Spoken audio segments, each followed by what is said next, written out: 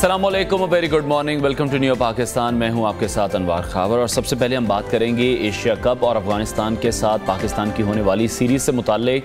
तो इस वक्त हम देख रहे हैं कि वनडे सीरीज़ के लिए पाकिस्तान क्रिकेट टीम का ऐलान कर दिया गया है। चीफ सेलेक्टर इंजमामुल हक की जानिब से टीम का ऐलान किया गया है, जिसमें फ़हीम अशरफ, तैयब ताहिर और सऊद शकील को भी स्क्वाड का हिस्सा बनाया गया है। पाकिस्तान क्रिकेट टीम के चीफ सेलेक्टर इंजमामुल हक ने एशिया कप के लिए 17 रुकनी, जबकि अगर अफगानिस्तान के खिलाफ वनडे सीरीज़ की हम बात करें तो उसके लिए 18 रुकनी स्क्वाड का ऐलान कर दिया है। कौमी सिलेक्शन कमेटी में इंजमामुल हक के अलावा जो टीम के डायरेक्टर हैं मिकी आर्थर हैं, वो शामिल हैं। हेड कोच की अगर हम बात करें वो भी हैं, जिन्होंने कप्तान बाबर आजम के साथ मुशावरत के बाद ये जो टीम है उसको हतमी शक्ल दी है और अब उसका ऐलान भी आ चुका है। और इसके साथ साथ चीफ सेलेक्टर इंजमामुल हक का ये भी कहना है कि जो कैप्टन है वो तीनों फॉर्मेट का एक ही होना चाहिए, क्योंकि जब वो तीनों फॉर्मेट खेलता है तो मेरे पिछले दौर में जो सरफराज अहमद थे वो तीनों फॉर्मेट के कप्तान बने थे, और वैसे उनका ये भी कहना था कि जो कप्तान की तकर्री है वो एज अ चीफ सेलेक्टर उनके दायरा इख्तियार में नहीं है। तो ये अहम ऐलान था जो कि इंजमामुल हक की जानिब से कर दिया गया है। और अब देखना यह कि पाकिस्तानी टीम अफगानिस्तान के साथ सीरीज़ में और एशिया कप में कैसा परफॉर्म करती है, जिसका बहुत देर से इंतज़ार भी किया जा रहा है। इस हवाले से मज़ीद डिस्कस भी करेंगे। अभी शामिल करते हैं टॉप स्टोरीज। कौमी असम्बली की मुद्दत खत्म, निगरान वज़ीर आज़म का फैसला ना हो सका। पीटीएम हुकूमत के 16 माह, क्या खोया क्या पाया।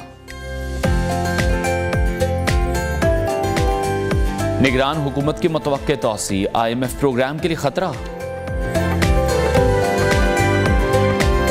और चेयरमैन PTI और जेल एहलकार की मुबैना कोडवर्ड गुफ्तगू। और सबसे पहले हम बात करेंगे जाने वाली हुकूमत से मुताल्लिक। 2018 के जब आम इंतखाबात हुए उसके नतीजे में कायम होने वाली असम्बली अपनी मुद्दत मुकम्मल कर चुकी है, लेकिन अनफॉर्चुनेटली हम ये देखते आए हैं कि ये हुकूमत भी माजी का हिस्सा बन चुकी है। अब जब भी आम इंतखाबात होंगे तो मुल्क में एक नई जमहूरी हुकूमत होगी। आखिरी मरतबा 1999 में जमहूरी हुकूमत की विसात लपेटी गई थी। 1970 में पाकिस्तान के पहले आम इंतखाबात हुए थे और उसके बाद 1999 तक किसी भी असम्बली ने अपनी मुद्दत मुकम्मल नहीं की थी, लेकिन उसके बाद असम्बलियों ने अपनी मुद्दत ज़रूर मुकम्मल की, बट अनफॉर्चुनेटली कोई भी मुंतखब वज़ीर आज़म अपनी आइनी मुद्दत मुकम्मल नहीं कर सका। 2002 में हमने देखा आम इंतखाबात हुए, मुस्लिम लीग काफ बरसर इक़्तिदार आई, मुंतखब असम्बली ने अपनी 5 साला मुद्दत मुकम्मल तो की, लेकिन जो मुंतखब वज़ीर आज़म थे वो अपनी मुद्दत मुकम्मल नहीं कर सके थे। इंतखाबात के नताइज के बाद मीर ज़फ़रुल्लाह खान जमाली को वज़ीर आज़म बनाया गया, लेकिन जून 2000 में मुंतखब वज़ीर आज़म ने इस्तीफ़ा दे दिया, जिसके बाद सदर पाकिस्तान परवेज़ मुशर्रफ ने शौकत अज़ीज़ को पाकिस्तान का वज़ीर आज़म बनाया। मुंतखब असम्बली की मुद्दत मुकम्मल होने के बाद जो अगली हुकूमत थी वो 2008 में पीपल्स पार्टी की बनी, लेकिन उस हुकूमत ने भी जो मुंतखब वज़ीर आज़म थे यूसुफ रज़ा गिलानी साहब, वो भी अपनी मुद्दत मुकम्मल नहीं कर सके। सुप्रीम कोर्ट ने उन्हें तौहीन अदालत की सज़ा दी। सज़ा याफ्ता होने के बाद यूसुफ रज़ा गिलानी को नाअहल करार दे दिया गया और उसके बाद पीपल्स पार्टी ने राजा परवेज़ अशरफ को वज़ीर आज़म मुंतखब किया। असम्बली ने आइनी मुद्दत 2013 में मुकम्मल की। मई 2013 में नून लीग बरसर इक़्तिदार आई और फिर 2018 में असम्बली ने आइनी मुद्दत मुकम्मल की, लेकिन 2017 में पैनामा लीक्स के मुकदमे में सज़ा पाने पर मुंतखब वज़ीर आज़म नवाज शरीफ को नाअहल कर दिया गया, जिसके बाद शाहिद खाकान अब्बासी को वज़ीर आज़म नामज़द किया गया। 2018 के आम इंतखाबात के बाद पाकिस्तान तहरीक इंसाफ की हुकूमत आई। चेयरमैन तहरीक इंसाफ अगस्त 2018 को वज़ीर आज़म पाकिस्तान मुंतखब हुए और 10 अप्रैल को तहरीक अदम एतमाद के नतीजे में वज़ारत उज़्मा के ओहदे से अलहदा हो गए। इसके बाद शहबाज शरीफ वज़ीर आज़म मुंतखब हुए और कल असम्बली तहलील हुई और यूँ कौमी असम्बली ने अपनी आइनी मुद्दत मुकम्मल तो कर ली, लेकिन कोई भी जो मुंतखब वज़ीर आज़म है वो अपनी आइनी मुद्दत मुकम्मल नहीं करता नज़र आया। तो ये तो पाकिस्तान की सियासी तारीख पर एक हल्की फुल्की नज़र थी। अब आते हैं आज की सियासत की तरफ। वज़ीर आज़म शहबाज शरीफ ने काबीना के अलविदाई इजलास से खिताब किया और कहा कि हमारी हुकूमत मुख्तसर तरीन थी, मखलूत हुकूमत थी, जिसने 16 माह मुल्क को दरपेश चैलेंजेस का मुकाबला भी किया। पूरी कोशिश हमें करते दिखाई दिए, क्योंकि इनकी जानिब से ही कहा जाता रहा कि पाकिस्तान तहरीक इंसाफ जो माइंस बिछा कर गई है, IMF से जो माहिदा तोड़ के गई है, अब उसका खुमियाजा PDM की हुकूमत को भुगतना पड़ रहा है। हुकूमत और इत्तेहादी जमातें जो थीं उनका ये कहना था कि उन्होंने अपनी सियासत नहीं बचाई बल्कि रियासत बचाई है। जिस तरह से महंगाई, जिस तरह से पाकिस्तानी मईशत ख़राब हुई है, तो वोट बैंक तो ज़रूर इन तमाम जमातों का ख़राब हुआ है। 9 मई को मुल्क और फ़ौज के ख़िलाफ़ हमने देखा बदतरीन साजिश की गई, तमाम मुश्किलात, चैलेंजेस और अपने अपने मंशूर और सोच के साथ हमने 16 माह तक यकजा होकर पाकिस्तान को बचाने के लिए काम किया, रियासत को बचाया। तो वज़ीर आज़म ये कह रहे हैं कि तारीख़ इस किरदार को हमेशा याद रखेगी। उधर निगरान वज़ीर आज़म के हवाले से अगर बात करें तो इतना यहाँ मामला है, लेकिन अपोजिशन लीडर राजा रियाज के पास शायद वक्त की कमी है। उनकी मसरूफियात जो हैं वो बहुत ज़्यादा हैं, क्योंकि ये मुलाकात जो उनकी होनी है वज़ीर आज़म शहबाज शरीफ से, वो हम देख रहे हैं कि एक बार फिर से मुलतवी हो गई है। राजा रियाज मसरूफियत के बायस आज वज़ीर आज़म से मुलाकात नहीं कर सकेंगे, और गुज़श्ता रोज़ भी जो उनकी मसरूफियत की वजह से हमने देखा मुलाकात मुलतवी कर दी गई थी। तो अब देखना यह है कि राजा साहब की मसरूफियात कब ख़त्म होती हैं, कब उन्हें वक्त मिलता है कि निगरान वज़ीर आज़म का नाम वो फ़ाइनल करते हैं। तो निगरान वज़ीर आज़म के मामले पर ही बातचीत करते हुए अपोजिशन लीडर राजा रियाज का ये कहना था कि अभी तक वज़ीर आज़म शहबाज शरीफ से कोई मुशावरत नहीं हुई है, और साथियों से इस हवाले से मशवरा किया जा रहा है। 3 नाम फाइनल कर लिए गए हैं, और इसके साथ ही उन्होंने ये भी कहा कि किसी भी मसले पर डेडलॉक नहीं है। बहरहाल हमारा कहना तो ये है कि कुछ तो है जिसकी पर्दादारी है, क्योंकि बहुत वक्त लिया गया इस पर। पाकिस्तान पीपल्स पार्टी ने भी निगरान वज़ीर आज़म के लिए 2 नाम दिए हैं। पीपल्स पार्टी की जानिब से साबिक सेक्रेटरी खारजा जलील अब्बास जिलानी का नाम दिया गया। दूसरा नाम पीपी ने साबिक चीफ जस्टिस तसद्दुक़ हुसैन जिलानी का दिया है। इस जानिब निगरान हुकूमत के दौरानिए में तोसी की बातें भी की जा रही हैं, लेकिन ये कोई आम बात नहीं है, क्योंकि 7वीं मरदमशुमारी की मंजूरी के बाद निगरान हुकूमत के दौरानिए में इजाफे का जो तनाजुर है उसमें IMF प्रोग्राम से वाबस्ता ख़तरात भी हम देख रहे हैं कि वो कई गुना बढ़ जाएंगे, क्योंकि पाकिस्तान जिस माशी सूरत हाल को फेस कर रहा है, जिस महंगाई को फेस कर रहा है, तो जो केयर टेकर सेटअप आएगा उसका प्रोलॉन्ग होना भी पाकिस्तानी मईशत के लिए बिल्कुल भी अच्छा करार नहीं दिया जा रहा। सीनियर तज़कियाकार डॉक्टर रसूल बख्श रईस साहब ने हमें ज्वाइन किया, उनसे इस हवाले से मजीद बात करते हैं। डॉक्टर साहब बहुत शुक्रिया आपके। अभी हम देख रहे हैं कि हुकूमत माजी का किस्सा बन चुकी है। आप किस तरह से देख रहे हैं इस हुकूमत के ये 16 माह, क्योंकि वो तो यही कहते आ रहे हैं कि जो माइंस बिछाई गई थी उनको क्लियर करने में हम लगे रहे हैं, हमने अपना वोट बैंक खराब कर दिया, हम रियासत को बचाते रहे, हमने अपनी सियासत कुर्बान कर दी।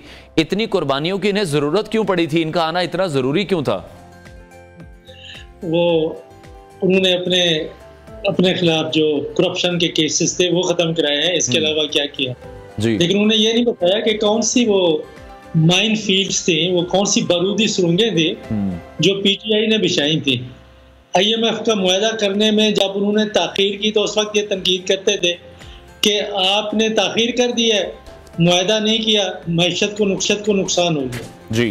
उन्होंने मुआहदा किया तो उसी तरह का मुआहदा करने में भी इनको 1 साल लग गया, 1 साल से कहीं ज़्यादा लग गया। बता दें कि माइंस क्या थी। अगर आप हुकूमतों की कारकर्दगी का मुवाजना करेंगे तो आपके सामने शुमारियात आपके सामने है कि उस वक्त डॉलर 180-85 का था और आज तकरीबन 280-90 पता नहीं 300 के करीब है। पाउंड कितने में मिल रहा है? 400 में सुना है कि 1 पाउंड नहीं मिल रहा। महंगाई आप देख लें, ये तो महकमा हुकूमत के हैं जो ये शुमारियात आपके सामने देख रहे हैं। तेल की कीमत कहाँ पे चली गई है? उन्होंने 16 महीने में तो कुछ भी नहीं कर सकना था। 16 महीने में आप क्या कर सकते हैं कि जो नई पॉलिसियां हैं उनको जारी रखना है। नई पॉलिसियां उन्होंने क्या बनाई है कि अपना वोट बैंक बनाने के लिए, और उनको पता है कि नौजवान तबका किस जमात के साथ खड़ा है कि वो लैपटॉप दे रहे हैं। भाई कुछ समझ करें, कोई अकल की बात करें कि लैपटॉप आप चीन से खरीद रहे हैं, ताइवान से खरीद रहे हैं, दुनिया भर से आप खरीद कर रहे हैं। अब 4 अरब के लैपटॉप खरीदने की बजाय तो यहाँ किसी को सरमायाकारी के लिए आप रगबत दें पाकिस्तान में। और जिस तरीके से इन्होंने पैसा बेनज़ीर इनकम सपोर्ट प्रोग्राम में कोई 44 अरब है या इससे कहीं ज्यादा है जी, पोस्टें कितना कायम का हो सकती हैं इससे कि आपने सरमाया करनी है लोगों में कि लोग इस काबिल हो जाए कि अपने पाँव पे खड़े हो जाए। इन्होंने पॉपुलिज्म जिसे कहते हैं उसको जारी रखा है, पहली हुकूमतों में भी था। इनकी कारकर्दगी पाकिस्तान की सियासी जमातों की हुकूमतों में बदतरीन कारकर्दगी है।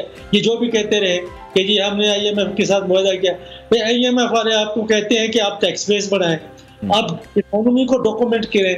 इकोनॉमी को डॉक्यूमेंट करने में इन्होंने क्या किया? ये तो इतना नहीं कर सके कि जो दुकानें हैं, बाजार है, दुनिया भर में 8 बजे बंद होते हैं, और इनके अंदर एक ऐसे लोग भी हैं PMLN में भी, पीपल्स पार्टी में भी, जो के खैर खा है। उन्होंने कई दफा इनको कहा कि भाई आप दुनिया में देखें, हमारे पड़ोसी ममालिक में दुकानें 8 बजे बंद हो जाती हैं। ये ऑर्डर ये बाज़ात ऐलान किए, लेकिन क्या वो खत्म कर सके? पाकिस्तान के शहरों में गंदगी है हर जगह के ऊपर। क्या आपको देखने वालों को एक चीज पर मैं आपका कमेंट जरूर चाहूंगा। जिस तरह हम यही सुनते आए हैं कि पीटीआई जब जा रही थी तो उन्होंने जाते जाते फ्यूल की प्राइसेस जो हैं वो कम कर दी थी, IMF मुआहदे की खिलाफ वर्जी की थी। ये एक बुनियादी रीज़न है, एक बुनियादी हम देखते हैं वजह जो है ये हुकूमत की जानिब से पेश की जाती है कि हमें इसलिए महंगाई करनी पड़ी है। जब इसहाक डार जा रहे थे, जब ये हुकूमत जा रही थी, ये पेट्रोल की प्राइसेस बढ़ा कर गई है। आप कंपैरिजन क्या करेंगे इन दोनों हुकूमतों में कि मुश्किल फैसले फिर आपको नहीं लगता कि नून लीग लेकर गई है, अपने लिए मुश्किल भी खड़ी की है, अपना वोट बैंक भी खराब किया है? नहीं, देखें बात सुने, ये जो सियासी ज़बान इस्तेमाल करते हैं उसके ऊपर ना जाए, उसको समझने की कोशिश। जी, तेल क्यों महंगा हुकूमत क्यों करती है? तेल इसलिए हुकूमत महंगा करती है कि अगर आप सस्ता करेंगे ज्यादा इस्तेमाल होगा, ज्यादा इंपोर्ट करेंगे। सबसे आपका जो इंपोर्ट बिल 18 बिलियन के करीब या 20-22 बिलियन डॉलर के करीब जो है वो तेल की बरामदात है। अगर आपकी टोटल बरामदात 30 अरब रुपए डॉलर से ज्यादा नहीं है तो आप उसको कैसे पूरा करेंगे? उसकी खपत को कम करना है। और दूसरी बात यह है कि अगर पेट्रोल की कीमत दुनिया में उस लिहाज से जो आप खरीद कर रहे हैं तेल, वो बिकना चाहिए 300 रुपए लीटर। आप लोगों को 200 रुपए लीटर देंगे तो 100 लीटर की पैसे कहाँ से आएंगे? ये नहीं आपको बताते, ये आपके सामने गलत बयानी से काम लेते हैं। इसी तरीके से आपको IMF कहती है कि आप बिजली की जो पैदावार है ऐसे ज़राया पर इस्तेमाल करें ताकि इसकी पैदावार सस्ती हो, लेकिन महंगी बिजली पैदा करने के जितना मुआहदे हैं इन दो जमातों ने किए हैं, जिसकी वजह से पाकिस्तान की सनत, पाकिस्तान की मईशत IPPs की यरगमाल बनी हुई है। उससे निकलने के लिए उन्होंने कौन सा रास्ता अख्तियार किया है? और अगर आप बिजली पैदा करने के लिए 30 रुपए देते हैं, मैं मिसाल दे रहा हूँ, मुझे मालूम नहीं है, 30 रुपए यूनिट देते हैं तो लोगों को 15 रुपए यूनिट देंगे तो आपका सर्कुलर डेट जिसे आप कहते हैं आपने हुकूमत ने देना है, जो आपका और मेरा टैक्स का पैसा है ये बर्बाद कर रही है। वो 1.3 खरब रुपए है हर साल का। कौन सी इनपुट के ऊपर इन्होंने काम किया है? तो डॉक्टर साहब फिर आप क्या समझते हैं कि फिर मसले का हल क्या होगा? देखें, अब जो नई हुकूमत आएगी, जो भी मुंतखब वजीर आजम आएगा, फिर तो उसको अपनी आईनी मुद्दत मुकम्मल करनी चाहिए, फिर ही जमहूरियत मजबूत होगी। कुछ फैसले ऐसे लेने होंगे हमें कि जो हमारी मौशी पॉलिसीज़ हैं वो कम से कम 10 साल के लिए तो बने, फिर ही पाकिस्तान आगे बढ़ सकेगा। ये जो चोर रास्ते से हुकूमतें आ जाती हैं, नो कॉन्फिडेंस हो जाता है, पैनमा केस आ जाता है, तोशाखाना आ जाता है, अगर सियासतदान नहीं समझेंगे तो हर 3 साल बाद इनकी बिसात तो इसी तरह लपेट दी जाएगी। देखें, आपने जो सवाल किया उसमें अंदर कई जवाब इसमें पोशीदा है। वजीर आजम की पार्लिमानी निज़ाम में कोई आईनी मुद्दत नहीं है, पार्लिमान की आईनी मुद्दत है। वजीर आजम उस वक्त तक वजीर आजम रह सकता है जब तक कि उसको अक्सरियत की हिमायत हासिल है। ये बात तो नहीं करनी चाहिए कि आईनी मुद्दत वजीर आजम की होती है, पार्लिमान की होती है, वजीर आजम की नहीं होती। दूसरी ये कि कोई वजीर आजम क्यों अपनी मुद्दत पूरी नहीं कर सका, तो आप सोचें कि उसकी वजूहात क्या है, सबको मालूम है। मुझे आपके टेलीफोन के ऊपर आके कुछ कहने की जरूरत नहीं है।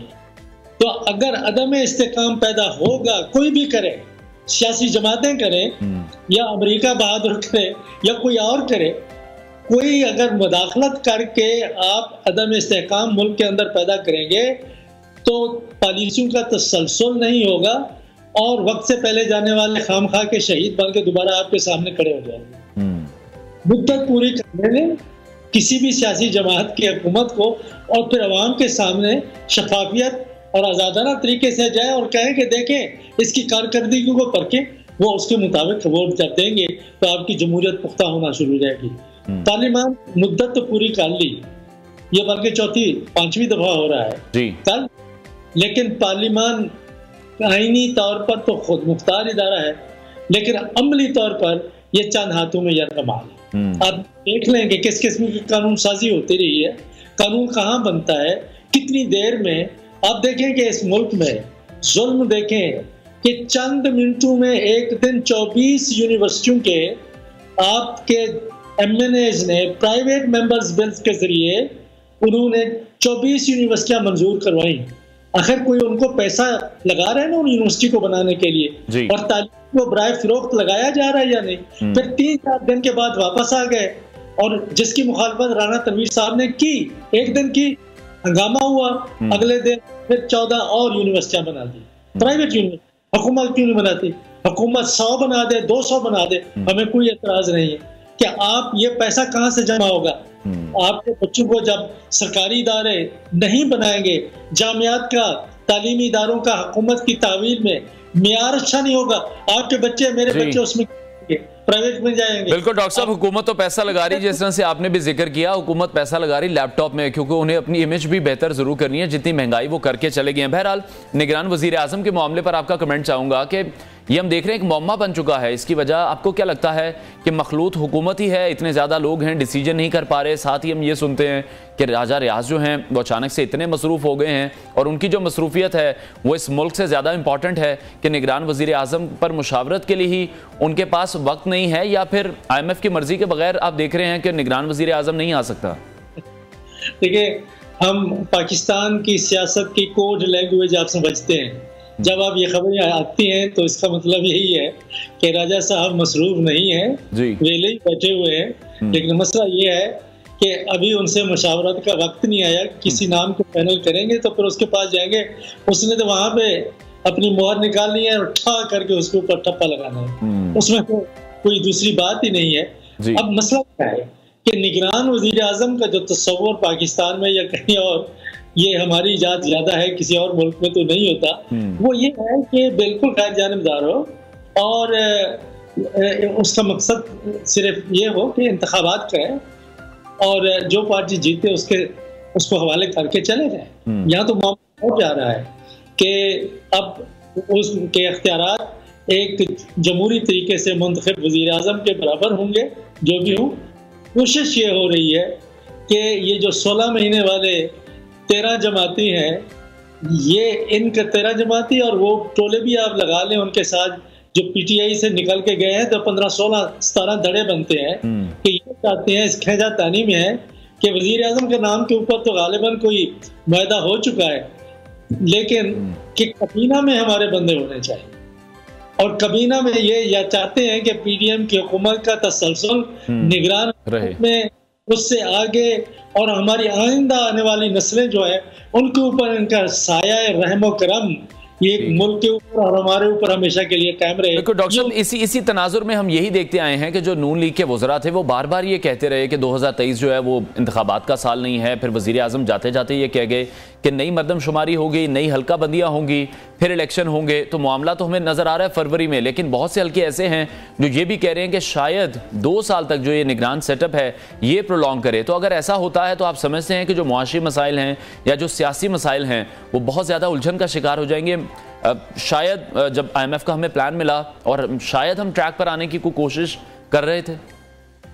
ये देखें, ये पाकिस्तान की सियासी किताब इतना खुली है कि स्क्रिप्ट लिखा हुआ है, पढ़ने वाले पढ़ रहे हैं, ना पढ़ने वाले ना पढ़े। तो और बात है कि अगर मर्दमशुमारी का मसला था तो मर्दमशुमारी के नतायज तो 4-5 महीने पहले तैयार हो चुके थे, ऐलान क्यों नहीं किया? और 4-5 महीने पहले वज़ीर आज़म साहब खामोश क्यों थे मर्दमशुमारी के मसले पे? कहते कि नहीं जी हम मर्दमशुमारी कराएंगे, उसके नतायज निकलेंगे उसके मुताबिक। एक सियासी जमात कह रही थी, वो सिर्फ MQM थी, कि नई मर्दमशुमारी के मुताबिक इंतखाबात कराए जाए। बाकी क्यों खामोश थे?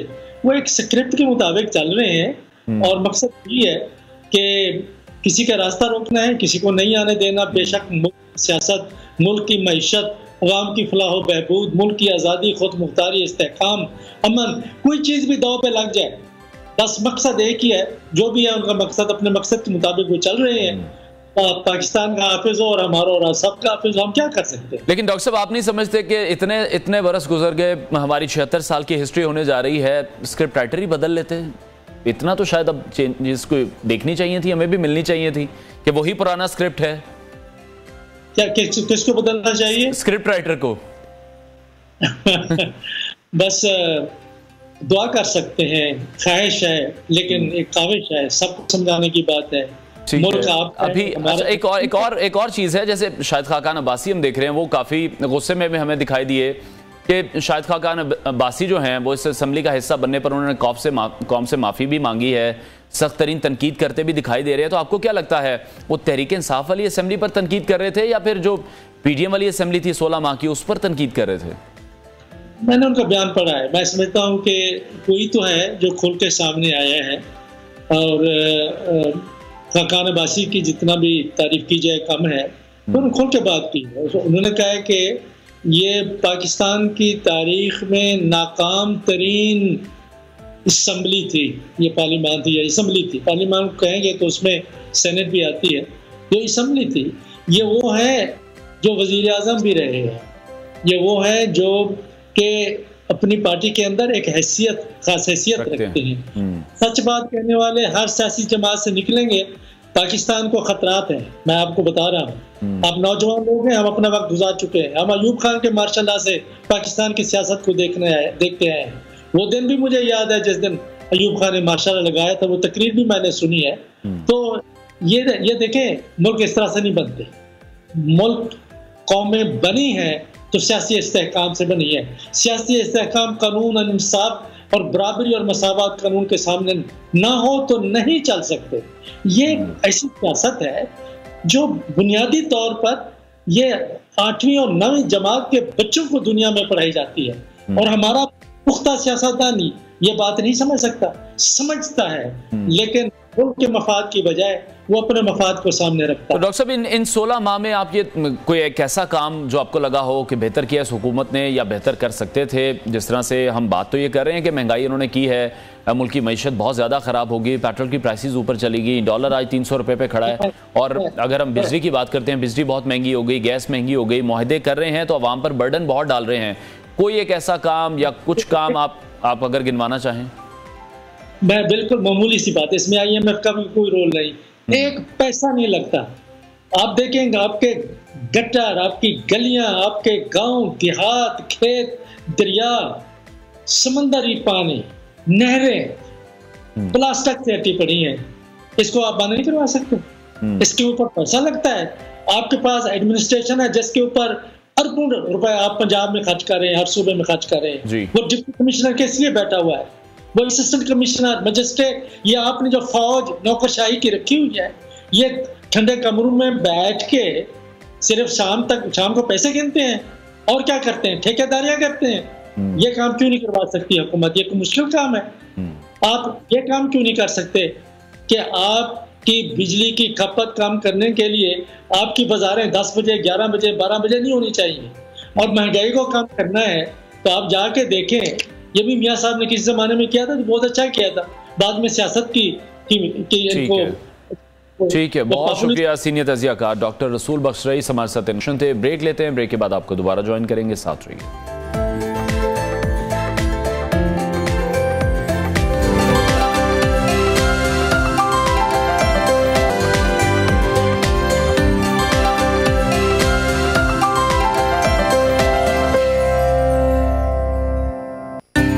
Welcome back. हुकूमत जा चुकी है और निगरान वज़ीर आज़म का जो मामला है वो अभी भी मुअम्मा बना हुआ है। इसी तमाम सूरत हाल पर हम बात करेंगे। सीनियर तजियाकार PJ मीर साहब ने हमें ज्वाइन किया है। मीर साहब, बहुत शुक्रिया आपके वक्त के लिए। ये हुकूमत अब माजी का किस्सा बन चुकी है और गुजरे 16 माह में हमने देखा कि बहुत कुछ हुआ। पाकिस्तानी मईशत बहुत ज़्यादा ख़राब हुई, उसको बेहतर करने की कोशिशें भी की जाती रहीं।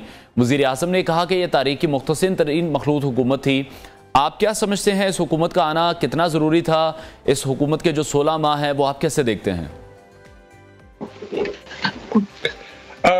देखें जी, नंबर 1, आपने जो भी हुकूमत आती है पाकिस्तान में, हम उसकी माशाल्लाह बड़े अच्छे तरीके से उसकी तनकीद करते हैं और हम तनकीद करते हैं तनकीद बराए तनकीद, तनकीद बराए तामीर हमने कभी नहीं, किसी की नहीं की। अब ये हमारा एक नेशनल ट्रेडिशन बन गया है। हम बिल्कुल इतने, जिस तरह कायदे आज़म 3 लफ्ज छोड़ गए थे, यूनिटी, फेथ एंड डिसिप्लिन, हमारे अंदर कोई चीज नहीं है। आप अंदाजा लगाएं कि वजीर आजम जो एक एक्चुअली इलेक्ट होके आता है, जैसे भी आए, हम उस पर पहले इत्तफाकी करते हैं, फिर ना इत्तफाक। आज आप देखें, जिस तरह अभी आपने प्रोलॉग में कहा है कि हम तो एक निगरान वजीर आजम नहीं अपॉइंट कर सके, तो जो रियल टाइम होगा फिर क्या होगा जी? फिर कितनी लड़ाइयां होंगी? ये तो एक न्यूट्रल आप उसकी प्राइम मिनिस्टर की बात कर रहे हैं। तो बेसिकली क्रक्स जो आपने सवाल किया बहुत इंपॉर्टेंट सवाल है, इन द सेंस कि हम किसी ना किसी, वो कहते हैं ना, मोड़ पे या थड़े पे या प्लेटफॉर्म पे हम तो बैठने वाले ही नहीं है। हम तो हर चीज पे डिसएग्रीमेंट करने वाले हैं, बिकॉज हर चीज जब तक मेरे मुतालिक या मेरे मुताबिक ना हो मैं उसको एक्सेप्ट नहीं करता। और ये हर पार्टी के साथ यही है प्रॉब्लम हमारा। अब इसको कैसे ठीक करेंगे, ये अब आपने एक तो टीजर देख लिया, आज हुकूमत चले गई। कैन यू इमेजिन कि आपके पास वजीर आजम कोई नहीं है? कैन यू इमेजिन जब यूसुफ रजा गिलानी साहब को आपने बाहर निकाला था, 45 दिन पाकिस्तान विदाउट एक वजीर आजम चला है, 45 days with no prime minister. Can you believe it? अच्छा, अब बात आती है आज चले गए और इंटरिम गवर्नमेंट आपकी भी बैठी नहीं है, एंड अब बिल्कुल वो आप कह रहे हैं लावारिस हो गए। क्यों? 6 बिलियन, ये जो 3 बिलियन आपको IMF से मिले, 2 आपको सऊदी से, 1 आपको इधर से UAE से मिला है, इसकी एग्जीक्यूशन कैसे होगी? प्रॉब्लम तो ये है, हुकूमत तो आती है और जाती है, कोई परमानेंट नहीं होता। लेकिन at the end of the day आपने देखना है कि आप ये जो हमारा बड़ा मशहूर कशकोल है, ये कब तक हम लेके फिरते रहेंगे? कब तक करेंगे? सितंबर में आपने पेमेंट करनी है। प्रॉब्लम्स यहाँ है, ये नहीं कि वजीर आजम कोई आएगा तो वो पता नहीं ऐसा होगा कि कोई विजिट होगा, कोई जादूगर होगा, वो नहीं होगा। आपने एक वजीर आजम उसको लेके आना है जो आपकी इकोनॉमी को संभाले। तो आपकी इकोनॉमी को संभालने वाला आपसे सियासतदान लेके आएंगे। सियासतदान आप कितने लेके आ गए? क्या आपकी इकोनॉमी संभल गई थी? ये संभल जाएगी? बिल्कुल नहीं संभलेगी। आपको एक इकोनॉमिस्ट चाहिए जो कि इस मुल्क के हालात को जानता है। जो महंगाई इतनी बढ़ गई है कि लोग, आप खुद देख लें, मैं आपकी टीवी पे देखता हूं कि ऐसे ऐसे मनाजिर नजर आते हैं, रोना आता है। बिल्कुल, गरीब सरवाइव नहीं कर सकता, हमें लगी हुई वजीर आजम कौन बनेगा? कि यार क्या मजाक है खुदा के लिए। एक चीज पे हम डिसाइड नहीं कर सके, बना दो जिसको बनाना है बनाओ, लेकिन बनाओ समझ के और उसके बाद बड़े संजीदे तरीके से। ये नहीं कि उसका ताल्लुक इस पार्टी से या उस पार्टी से, उसको बनाओ जो कि एक इकोनॉमिस्ट है, जो एक बिजनेसमैन है और इस मुल्क को वो रन कर सकता है। ये सियासतदान नहीं है। आपने देख लिया यार, आपने मुझे बता दें किस गवर्नमेंट को आपने देख लिया कि कहा यार बड़े बड़े जबरदस्त काम हो गए? तो बिल्कुल, नाम जिस तरह से आप भी ये जिक्र कर रहे हैं, तो नाम तो हम देख रहे हैं, कुछ मंजर आम पर भी आए थे। शाहिद खान अब्बासी का जिक्र किया जा रहा था, हफीज शेख साहब का नाम सामने आया था, कामरान टिसोरी का नाम सामने आया था। कोशिशें तो कर रहे हैं, लेकिन फिर क्यों इतने अभाम हैं, क्यों इतने कन्फ्यूजन हैं कि वक्त से पहले जो चीज़ें होनी चाहिए थी हम वो वक्त पर नहीं कर रहे हैं? ऐसा लग रहा है कोई मजाक चल रहा है। आपने तीनों नाम ले लिए। कामरान मेरा बड़ा अच्छा एक दोस्त है, personal, with apart from journalism, he is a very old friend of mine. आपने उसको गवर्नर लगाया, बड़ा अच्छा है। प्राइम मिनिस्टर एक और कैटेगरी का होता है मेरे भाई। हफीज शेख को I know him very well when he used to be the एक minister in general Musharraf's government. उस वक्त बड़ा होता था कि जी ये शायद फाइनेंस मिनिस्टर लग जाए, नहीं लगाए गए। उसके बाद ये 2 गवर्नमेंट्स में आए। फिर आपने तीसरा नाम किसका लिया? शाहिद खाकान का। शायद एक मैं समझता हूँ बड़ा अच्छा अपराइट आदमी है, एयर ब्लू जबरदस्त इनकी चल रही है। PIA साथ ही उसका बेड़ा गर्क हो रहा है। तो जब वो वजीर आजम थे तो PIA ऊपर क्यों नहीं आई? क्वेश्चंस बड़े उठते हैं। बात यह है कि आपने उस आदमी को लेके आना है जो कि एक मुल्क की मईशत को एक्चुअली डीप समझता है, उसको लेके आए। ये क्या वजह है कि आप एक फॉर एग्जांपल शौकत अजीज को आप लेके आए। आप मुझे बताओ 7 साल डॉलर 60 रुपए पे रहा है, 7 साल। क्या कोई जादू था? क्या IMF से कोई डील हुई थी? आपकी मैनेजमेंट थी। जब आप एक हर चीज को मैनेज कर लोगे तो पैसा आ सकता है।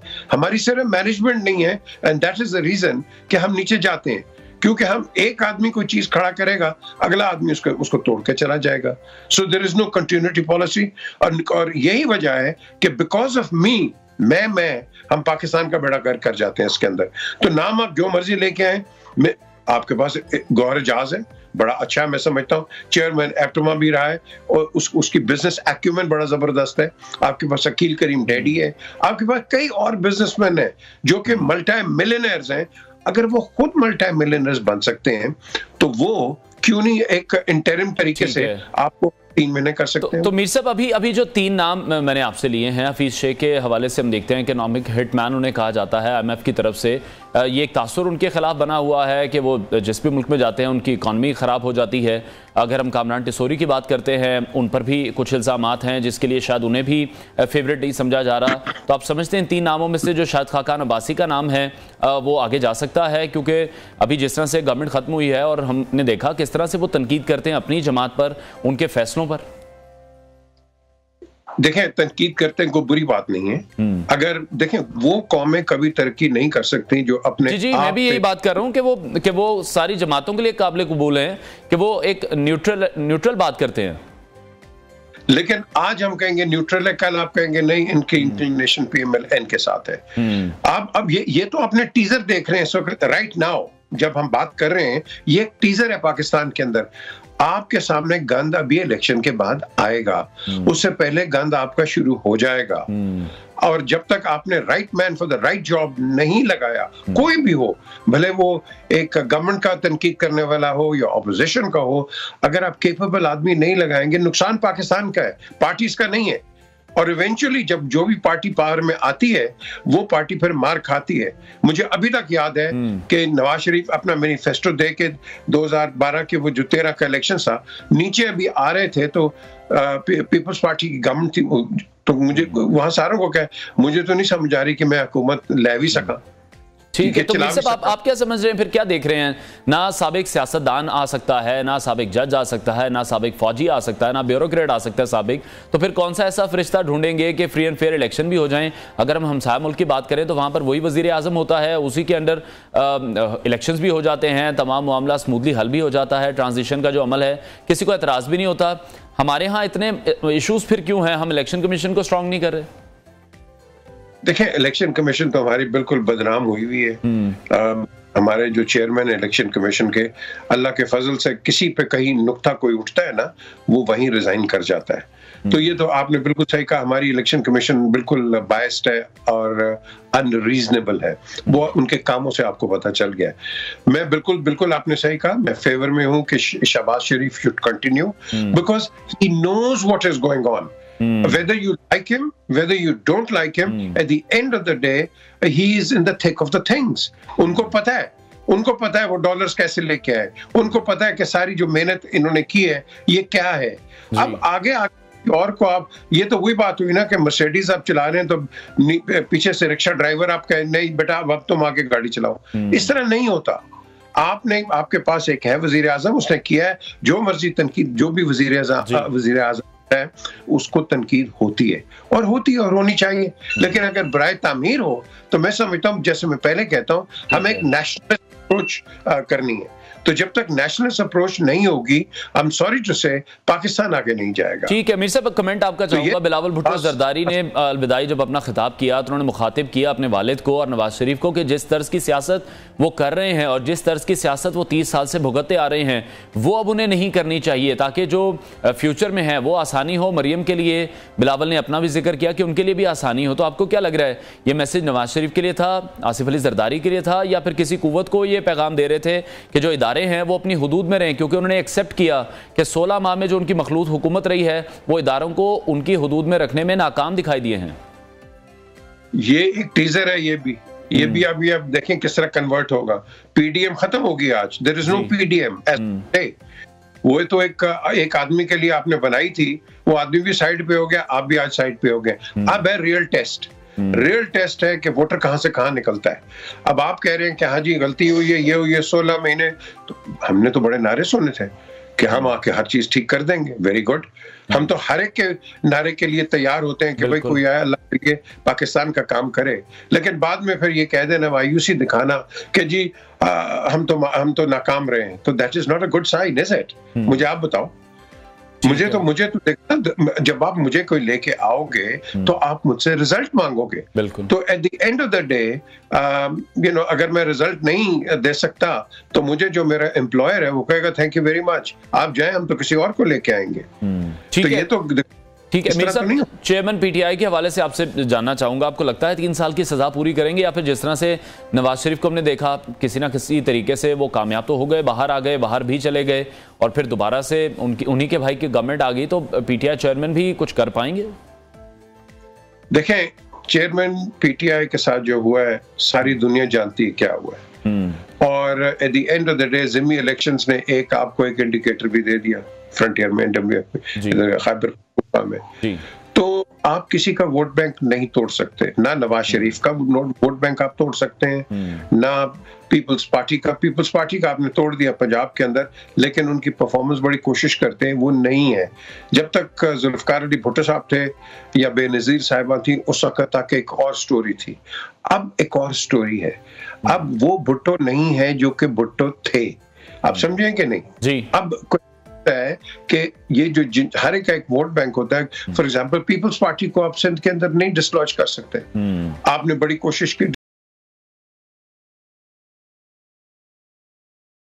अंदर पीटीआई का एक अपना भी रोल है।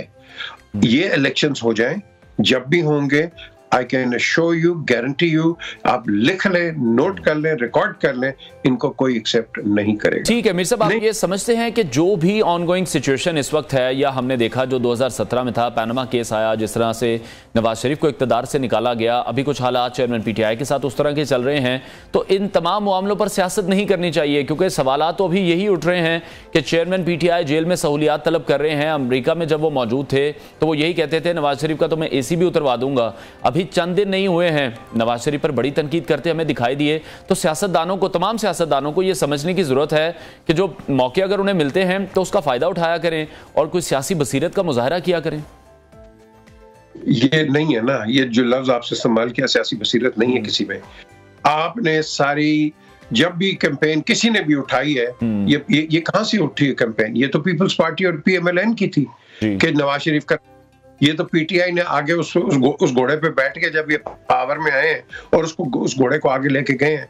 नवाज शरीफ क्या करप्शन पे आपने उनको निकाला है? आपने तो एक अकामा पे निकाला है जी। करप्शन का चार्ज तो कहीं प्रूव हुआ ही नहीं है नवाज शरीफ पे, किधर से मुझे बता दो ना आप जी। तो क्या ये नाइंसाफी नहीं है सबसे बड़ी? तो द क्वेश्चन इज कि जिसकी लाठी उसकी भैंस, और जैसे भैंस को आप चलाते हैं फिर भैंस वैसे चलती है। इस वक्त पता है जो सारे ये क्रक्स है, आपने एक चीज देखनी है, अगर तो पाकिस्तान को आपने वाकई ही आगे लेके जाना है, और वो ये है कि हर इदारा अपने हदूद में, कानूनी हदूद के अंदर, कॉन्स्टिट्यूशनल हदूद के अंदर काम करे। और ये जो बन जाते हैं ना कि more loyal than the king, ये होते हैं कि जो कि लोगों को एक डिवाइड कर देते हैं। आप बिल्कुल कानून को बालातर रखें, ऊपर रखें, लेकिन कानून की लिमिट्स के अंदर। आप बाहर ना जाएं। आपने किसी को पकड़ना है, पकड़ो कानून के तहत। जब आप उनको मारना शुरू कर देते हो, तशद्दुद उन पे करते हो, लोगों में रिजेंटमेंट और पैदा होती है। इस चीज को खत्म कर दो। हमारा पाकिस्तान बड़ा जबरदस्त मुल्क है ये, लेकिन इसको मीर साहब, जिस तरह से हम बात कर रहे हैं कि निगरान वजीर आजम का फैसला अभी तक सामने नहीं आ रहा, साथ ही साथ मैं ये जानना चाहूंगा इन 16 माह में आप ये देखते हैं कि हुकूमत की जानिब से कोई बेहतर जो काम किए गए हों, कोई हमें गिनवाना चाहते हो?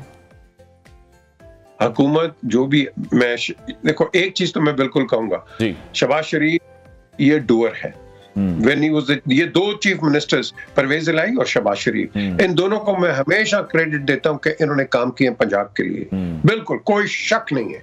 अब क्वेश्चन उठता है, इस वक्त अगर हम शहबाज की बात करते हैं तो आप ऑरेंज लाइन ले लें, आप ये वो ले लें, ये क्या है, ये मेट्रो सर जी, ये बड़ा काम है। यही काम होते हैं। रोड्स बनाई इन्होंने, और ये परवेज ने भी किए, सब ने किए। एक ने शुरू किया, दूसरे ने कंप्लीट कर दिया। सो इन दोनों ने अच्छे काम किए।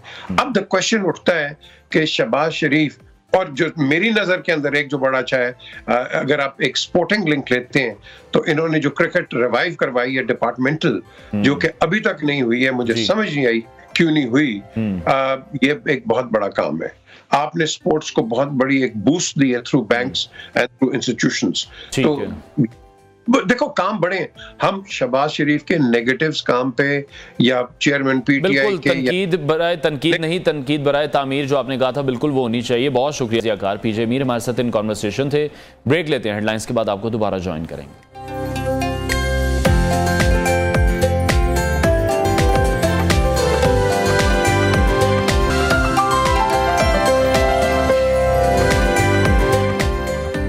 Welcome back. मुल्क के सियासी हालात तेजी से तब्दील हो रहे हैं, कुछ लोग अहल हुए हैं तो कुछ नाअहल हो चुके हैं और आने वाले दिनों में सियासी भूचाल में मजीद इजाफा भी हो सकता है। चेयरमैन तहरीक इंसाफ अटक जेल में 3 साल कैद की सजा काट रहे हैं। पीटीआई चेयरमैन जेल अहलकार की मुबैना तौर पर जो कोड वर्ड में पैगाम रसानी है, उसके बाद जेल के तमाम अमले की चेकिंग का फैसला कर लिया गया है। जेल अहलकार की चेयरमैन पीटीआई से गुफ्तगू की रिकॉर्डिंग में कुछ ऐसी बातें सामने आई हैं जिन्हें इंतजामिया समझने से कासिर है और इसके साथ साथ अटक जेल की जियो फेंसिंग करके जेल अमले की तरफ से व्हाट्सएप के इस्तेमाल पर भी पाबंदी आयद कर दी गई है।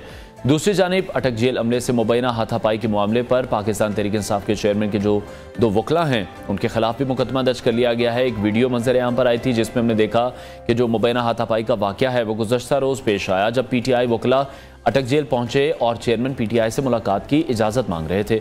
डिप्टी सुपरिटेंडेंट ने वकला को आगाह किया कि अब मुलाकात नहीं हो सकती, जिस पर वकला ने अमले के साथ हाथापाई की। दूसरी जानिब पीटीआई चेयरमैन के खिलाफ कोयटा में वकील अब्दुल रज़ाक शर के कत्ल की समाअत के दौरान सुप्रीम कोर्ट में वकील अमानुल्लाह कनराई और जजेस के दरमियान शदीद गर्मा गर्मी भी देखने में आई।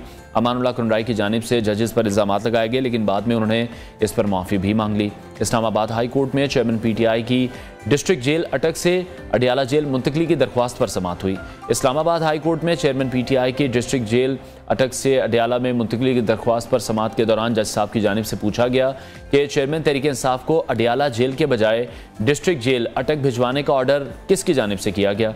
ट्रायल कोर्ट ने सजा दी थी लेकिन बतौर कैदी जो उनको हुकूक हासिल हैं उन्हें महरूम नहीं किया जा सकता। वकील शेर अफजर एडवोकेट ने कहा कि सिर्फ जेल में 1 क्लास के हक से महरूम करने के लिए चेयरमैन पीटीआई को अटक जेल में रखा गया है। हालांकि एक और बयान सामने आया, फयाजुल हसन चौहान ये कह रहे हैं कि पाकिस्तान तहरीक इंसाफ के दौरे हुकूमत में जेलों में 1 क्लास ख़त्म कर दी गई थी। पीटीआई हुकूमत ने जो जेल कवानीन हैं खुद तब्दील किए थे और ख़ुद 1 क्लास ख़त्म की थी, तो पंजाब जेल रूल्स के मुताबिक अब आम क्लास और बी क्लास होती है। और अगर हम बी क्लास की भी बात करें तो उसमें भी टीवी भी मिलता है, बेड भी है, टेबल है, कुर्सी है और अखबार की सहूलत भी मौजूद है। चेयरमैन पीटीआई के वकला की कोशिशों के बावजूद चेयरमैन पीटीआई को फौरी रिलीफ नहीं मिल सका है। इस्लामाबाद हाई कोर्ट ने चेयरमैन पीटीआई के वकला की जो टीम है आज ही तोशाखाना केस में सजा मौतली की इस्तदा मुस्तरद कर दी है और इसके अलावा अदालत की जानिब से ये हुक्म दिया गया है कि जेल मैनुअल और जिन सहूलियात के चेयरमैन पीटीआई हकदार हैं वो सहूलियात उन्हें मिलनी चाहिए। बहुत ही अहम मामलात इस वक्त चल रहे हैं, जिस तरह से निगरान वज़ीर आज़म का मामला है, हम देख रहे हैं कि उसमें बहुत ज़्यादा ताख़ीर हो चुकी है, एक मौमा बन चुका है और ये फ़ैसला क्यों नहीं हो पा रहा, अपोजिशन लीडर क्यों इतने मसरूफ़ हैं। आज भी शहबाज शरीफ और राजा रियाज के दरमियान मुलाकात का इंतज़ार किया जा रहा है और यही उम्मीद है कि ये फ़ैसला हो जाएगा। ये रस्मी मुलाकात है और कहा यह जा रहा है कि फ़ैसला तो कहीं और से होना है और फ़ैसला तो शायद हो भी चुका है, सिर्फ राजा रियाज को इस हवाले से बताया जाएगा। तो पीडीएम हुकूमत की अगर हम बात करें तो 16 माह की हुकूमत में बहुत सी मुश्किलात का भी इन्हें सामना करना पड़ा है। सीनियर एंकर पर्सन, सीनियर सहाफ़ी, सीनियर तज़ियाकार मुबश्शिर लुकमान साहब ने हमें ज्वाइन किया। मुबश्शिर साहब बहुत शुक्रिया आपके वक्त के लिए। सबसे पहले तो आपसे ये जानने निगरान वज़ीर आज़म के मामले पर क्यों इतनी ज़्यादा कन्फ्यूजन है, क्यों इतनी ताख़ीर हो रही है, फ़ैसला इस हवाले से सामने क्यों नहीं आ रहा? क्योंकि यही कहा जा रहा है कि शहबाज शरीफ और राजा रियाज के दरमियान मुलाकात तो होगी लेकिन फ़ैसला तो जहाँ से होना है वो हो चुका है, ये सिर्फ रस्मी मुलाकात ही होगी। देखें, पहले तो आपका शुक्रिया, आपने मुझे अपने चैनल पे लिया। दूसरी बात आपको मैं बताऊं कि इसमें काफी लोग कह रहे हैं कि कसूर जो है वो वज़ीर आज़म का है, क्योंकि पिछले 1.5 साल में जो लीडर ऑफ द अपोजिशन है उनको उनका ड्यू रिस्पेक्ट नहीं मिली और उनको हर जगह अवॉइड किया गया। इवन अभी चाइनीज डिप्टी प्राइम मिनिस्टर जो आए थे तो उनको आप देखें कि हेड टेबल पे नहीं बैठे दिया गया, बल्कि उनको 11 या 12 नंबर के टेबल पर उठाया गया। अच्छा, फिर वज़ीर आज़म जो थे वो हर एक से मुशावरत कर रहे थे स्वाय राजा रियाज साहब से, जबकि वज़ीर आज़म जो बनना है निगरान वज़ीर आज़म वो सिर्फ 2 लोगों के मशवरे से बनना है। एक वज़ीर आज़म खुद होंगे और दूसरा लीडर ऑफ द अपोजिशन। तो वज़ीर आज़म अगर पहले उनसे कर लेते और फिर अपने साथियों से मुशावरत करते तो शायद उनको जरा आसानी होती और उनको यानी इजी भी होता। अब बहरहाल वज़ीर आज़म ने सबसे मुशावरत कर ली है, सबके नाम हमको पता है, लेकिन राजा रियाज साहब के जो देने वाले नाम है वो नहीं पता। अब 2 दिन से राजा साहब उनको कह रहे हैं कि मैं मसरूफ हूँ। आज उनकी मुतवक्के मीटिंग है और मुझे यह लगता है कि ये मीटिंग शायद एग्रीमेंट में या मुफाहमत से ना खत्म हो और फिर ये बात जाएगी जो पार्लिमानी कमेटी है उसमें और वहां से इलेक्शन कमीशन जाएगी और फिर इलेक्शन कमीशन हमें बताएगा कि कौन वजीर आजम है। देखिए जहां तक बात है ना, हर एक बात पे यानी कह देना कि किसी और ने फैसला करना या किसी और का फैसला है वो काफी नहीं है। ये भी देख लें कि हम अपनी क्या कमजोरियां हमारी और हम क्या कोताहियां हैं, क्योंकि आपको मैं अगर वज़ीर आज़म होता खुद से और लीडर ऑफ द अपोजिशन से मुझे पता है कि इनसे मुझे डील करना है जी, तो मैं 3 महीने पहले उनको मिलना शुरू हो जाता, मैं उनको बात करता, मैं उनको कॉन्फिडेंस में लेता।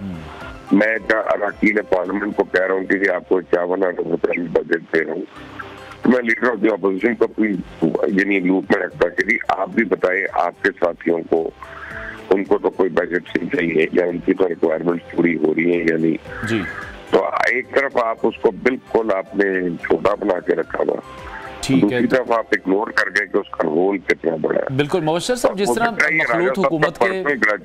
मखलूत हुकूमत के हमने देखा कि बहुत से फायदे भी इन्हें मिले हैं। पीडीएम हुकूमत की अगर हम बात कर रहे हैं, एक जमात को बिल्कुल साइड लाइन पर करने के लिए जिस तरह से तमाम जमातें इकट्ठी हुई और ये हुकूमत बनाएगी, उसी तरह आपको लगता है बड़े नुकसान भी हैं, तमाम लोगों से मुशावरत करनी पड़ती है, तमाम लोगों को मनाना पड़ता है, कंसेंसस नहीं हो पा रहा या फिर यही फैसला कर लिया गया कि कंसेंसस किया ही नहीं जाएगा इस मामले पर, इसको डिले किया जाएगा? नहीं देखिए, इनको मुश्किलें क्या हुई हैं, आपको मैं एक बात बताता हूँ कि जो सबसे मुश्किल काम होता है मखलूक हुकूमत में वो एक कानून पास करवाना होता है। तो यहाँ तो थोक के हिसाब से कवानीन पास हुए जी, यानी एक एक दिन में एक एक दर्जन बिल पास हुए, तो इसका मतलब है सारे ऑन बोर्ड थे। फर्क ये है कि आप ये भूल गए कि आपने अपने लोगों से मशवरा जरूर करना है, लेकिन जिससे असल आपने मुशावरत करनी है वो तो लीडर ऑफ द ऑपोजिशन है, उसको आप इग्नोर करते रहे हैं, पूरी दुनिया को आप मिलते रहे हैं, लोगों में आप नाम देते रहे हैं। कल जैसे जलील अब्बास जिलानी का नाम आ गया, तब मुझे नहीं लगता कि मैं आई बी वेरी सरप्राइज कि अब अगर ये नाम जो है ये फाइनल हो जाए, क्योंकि मुझे लगता है राजा साहब अब इस पर अपनी पर्सनल वो उस पर बैठे हैं कि अच्छा कर लो जो करना, क्योंकि मेरे बगैर होना नहीं है। तो it is not going to be very easy now, अभी मुश्किल है। ठीक है मोहसिन साहब, निगरान सेटअप के प्रोलॉन्ग होने की जो बातें हम सुन रहे हैं, आपको क्या लगता है उसमें कितनी हकीकत है? जिस तरह से वजीर आजम जाते जाते अब ये कहेंगे कि नई मरदमशुमारी पर इलेक्शन होंगे, हल्का बंदियों के लिए अब मजीद वक्त दरकार होगा, तो क्या जानबूझकर ये सब कुछ किया गया? पहले से इस पर क्यों अमल नहीं किया गया? पहले से इस पर काम क्यों नहीं किया गया? क्या वजूहात हैं? हम ये भी सुन रहे हैं कि 2 साल का अरसा भी लग सकता है कि केयर टेकर गवर्नमेंट रहेगी। तो अगर इस तरह की बातें की जा रही हैं, बहुत से वज़रा ये कहते दिखाई दिए हमें कि 2023 में तो इलेक्शन किसी भी सूरत नहीं होंगे। देखिए 2 साल का तो मुझे नहीं लगता, क्योंकि 2023 में तो इलेक्शन इसलिए नहीं हो सकते कि बाकी मरदमशुमारी भी होनी है, हल्का बंदियां भी होनी है, और ये ऑब्जेक्शन एमकेएम ने किया था और एमकेएम इसके लिए कोर्ट में भी चली गई थी। तो ये तो इसकी रीजन बड़ी लेजिटिमेट है और वैसे इनको ये पहले से करना चाहिए था कि आप सही कह रहे हैं। इन्होंने इन चीजों को फॉर ग्रांटेड लिया इस हुकूमत में, इसमें कोई शक नहीं है। अब ये इलेक्शन कमीशन की जी मोहसिन साहब हमें सुन पा रहे हैं? मुबश्शिर लकमान साहब से एक बार फिर से रब्ता कायम करने की कोशिश करेंगे। उनका ये कहना था कि हुकूमत की गलती है मरदमशुमारी के हवाले से। अगर वज़ीर आज़म ने आखिरी दिनों में फैसला लिया है कि नई मरदमशुमारी के हिसाब से इलेक्शन होंगे, इंतखाबात में वो तभी जाएंगे जब नई हल्का बंदियाँ होंगी, तो मज़ीद वक्त दरकार होगा। और साथ ही साथ उनका ये कहना था कि तमाम जमातों के साथ मुशावरत की जाती रही है। मखलूत हुकूमत बेशक मौजूद थी, लेकिन जो तमाम फैसले थे उसके लिए जो वज़ीर आज़म हैं वो तमाम लोगों से मिलते रहे हैं, लेकिन जिनके साथ सबसे ज़्यादा मुशावरत करनी ज़रूरी थी अपोजिशन लीडर राजा रियाज, उन्हीं के साथ मुलाकात नहीं हो सकी। और अब 2 दिन से हम देख रहे हैं कि राजा रियाज ये कह रहे हैं कि अभी उनके पास वक्त नहीं है, उनकी कोई मसरूफियत चल रही है। और आज यही कहा जा रहा है कि एक्सपेक्टेड है ये मुलाकात जिसमें यह फैसला किया जाएगा कि निगरान वज़ीर आज़म कौन होगा, क्योंकि हुकूमत तो ख़त्म हो चुकी है। और अब देखना यह है कि निगरान सेटअप आएगा, जो मुल्की माशी सूरत हाल हैं उसको ख़राब होने से भी बचाना है, बड़े फैसले करने हैं, इसलिए कुछ इख्तियारात में भी उनके तरमीम की गई थी, उनको मज़ीद इख्तियारात भी दिए गए थे। और यही कहा जा रहा था कि किसी इकॉनमिस्ट को होना चाहिए, अगर कोई सियासतदान आता है तो जो फिर मुल्की इकॉनमी है उसको बेहतर तरीके से चलाने के लिए भी एक प्रॉपर प्लानिंग ज़रूर होनी चाहिए, क्योंकि जो IMF का प्लान है वो हमें बहुत मुश्किल से मिला है और दोबारा से पाकिस्तान को ट्रैक पर लाने की जो कोशिशें की जा रही थी, कहीं वो निगरान जो सेटअप है उसमें वो कोशिशें ख़राब ना हो जाएं। तो निगरान वज़ीर आज़म के मामले में जो ज़्यादा ताख़ीर हुई है उस पर कोई फ़ैसला क्यों नहीं हो रहा। आज शहबाज शरीफ और राजा रियाज के दरमियान मुलाकात भी एक्सपेक्टेड है और यही कहा जा रहा है कि ये रस्मी मुलाकात है। फ़ैसला तो शायद इस हवाले से हो चुका है, सिर्फ एक रस्मी इस हवाले से गुफ्तगू की जाएगी। और जिस तरह से हम PDM हुकूमत के 16 माह की कारकर्दगी पर बात कर रहे थे, बार बार हम एक ही बात सुनते रहे हैं तमाम जमातों की तरफ से कि हमने रियासत के लिए अपनी सियासत को कुर्बान किया है। जो पाकिस्तान तहरीक इंसाफ माइंस बिछा कर गई थी हम उसको क्लियर करते रहे हैं, हम मईशत को स्ट्रॉन्ग करने की कोशिश करते रहे हैं, बात ये करते रहे हैं, IMF प्लान में दोबारा गए हैं, मुल्क को डिफ़ॉल्ट होने से बचाया है।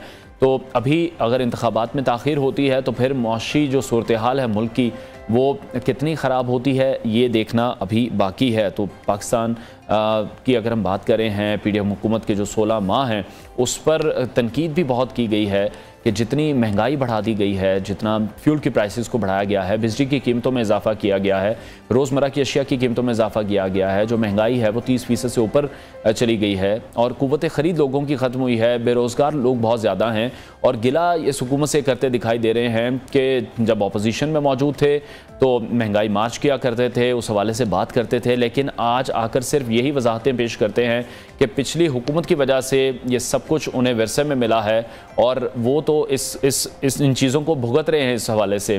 तो इस इलेक्शन में अब देखना है कि क्या होता है। तो जो मुदाखलत का तसव्वुर है क्या वो भी ख़त्म हो सकेगा। जो इलेक्शन इस्लाहात हैं वो इस बार की गई हैं, तो जितने भी फैसले करने हैं उसके लिए मुंतखब हुकूमत का होना भी बहुत ज़्यादा ज़रूरी है। बहुत बड़े फ़ैसले करने की ज़रूरत है। तमाम जमातें हैं उन्हें मिसाक जमहूरियत के साथ साथ शायद अब मिसाक मईशत करने की भी बहुत ज़्यादा ज़रूरत है।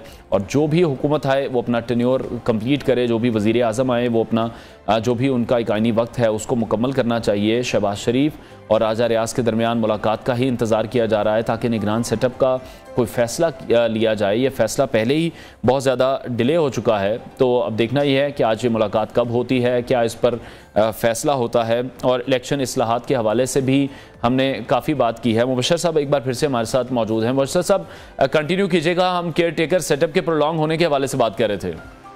मैं आपको ये कह रहा था कि मार्च में सेनेट की सीट खाली होना शुरू हो जाएगी, तो अगर उस वक्त तक इलेक्शंस नहीं होते तो एक आईनी बहरान भी होगा।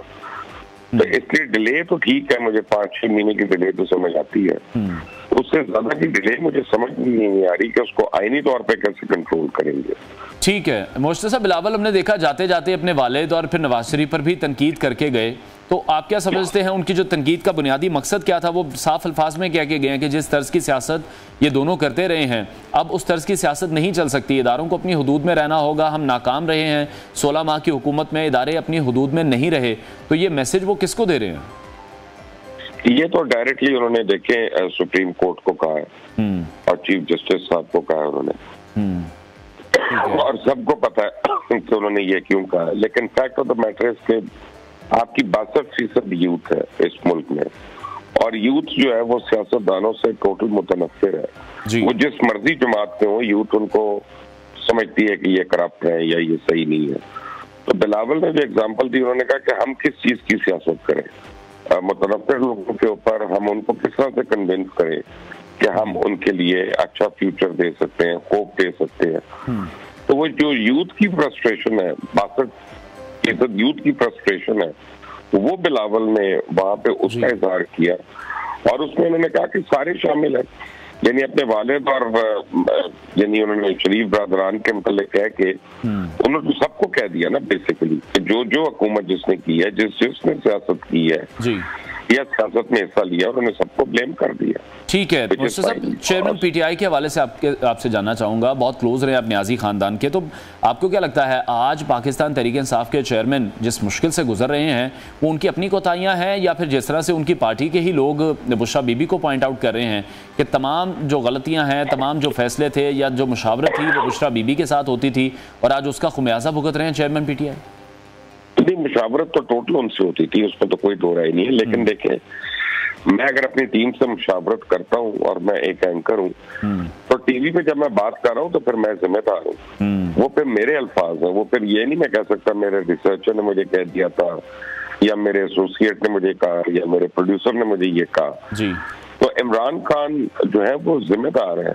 अगर वो अपनी बीवी का और अपनी सियासत के डिफरेंट रोल्स नहीं वो मुतय्यन कर सकते और वो उसको ये नहीं बता सकते कि तुम इस सियासत से कोई ताल्लुक नहीं है, तुम वो तो उसे ताल निकलवाते रहे, वो तो उसे इस्तिखारे करवाते रहे, वो तो उसे न्यूमेरिकल वो पूछते रहे कि जी किस हद से होना चाहिए, क्या होना चाहिए।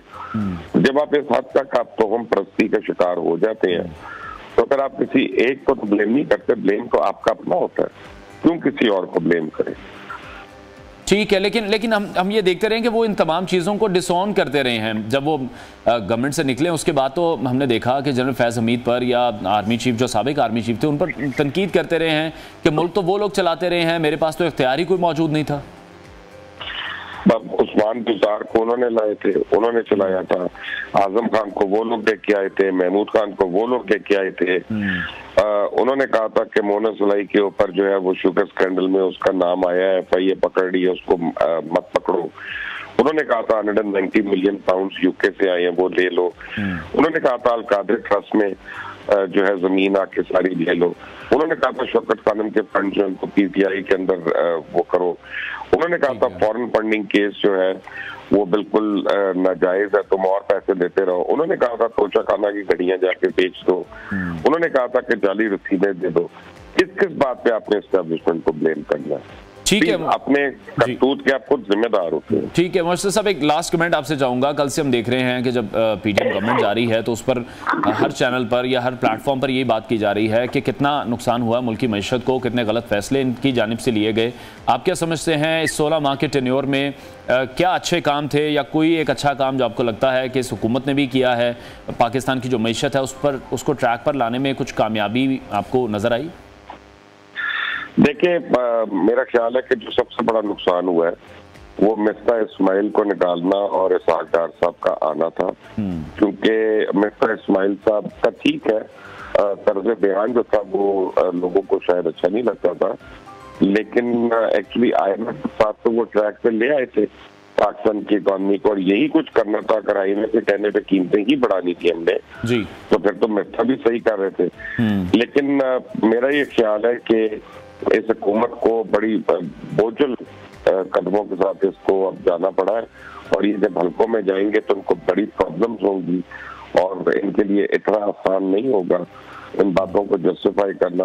हाँ, पॉलिटिकल स्टेबिलिटी इन लोगों ने जरूर उसको लेके आई है और उसको सहारा दिया है। आई होप के फ्यूचर में वो बेहतर करे, लेकिन पाकिस्तान की आवाम जो है वो तो पिस कर रह गई है और उनको तो समझ नहीं आ रही तो किसके पास जाए। आज जो लोगों के पास बिजली के बिल आ रहे हैं उससे लोगों की चीजें निकल गई हैं। आप देखें कि जो हमारे अशराफिया है उसके खर्चे कम नहीं होते। कल का आप डिनर देख लें, जो प्राइम मिनिस्टर हाउस में डिनर हुआ है, बिल्कुल पता नहीं कितने कोर्सेज थे और कितने खाने थे। इनकी अय्याशियां कम नहीं होती। हमें कहते हैं कुर्बानी देनी है या आवाम को ये कहते हैं। तो मेरा ख्याल है इनसे अभी बड़े सवाल होने हैं और खातियों के जवाब इनके पास नहीं होंगे। ठीक है, बहुत शुक्रिया। Senior तजियाकार anchor person Mubashshir Luqman साहब हमारे साथ इन कॉन्वर्सेशन थे। नाज़रीन, आगे बढ़ते हैं और एक बहुत एक अहम मसला है पूरे ही पाकिस्तान का, जिसमें लाहौर भी शामिल है, कराची भी शामिल है, और हम बार बार यही सुनते हैं कि जो भी कूड़ा करकट है उसकी वेस्टेज के लिए प्रॉपर बंदोबस्त होना चाहिए, एक रिसाइकलिंग का प्रोसेस होना चाहिए। तो लाहौर की अगर मैं बात करूं स्पेशली, तो जो कूड़ा करकट है वो किस तादाद में, कितना और कहां पर लेकर जाया जाता है, इस पर पहले खुसूसी रिपोर्ट देखते हैं असदुर रहमान ज़िया की, फिर इस पर बात करते हैं। के शहर लाहौर को खूबसूरत और पुरकशिश बनाने में लाहौर वेस्ट मैनेजमेंट कंपनी का अहम किरदार है, क्योंकि शहर लाहौर हर रोज औसतन 6000 टन कूड़ा पैदा करने वाला शहर है।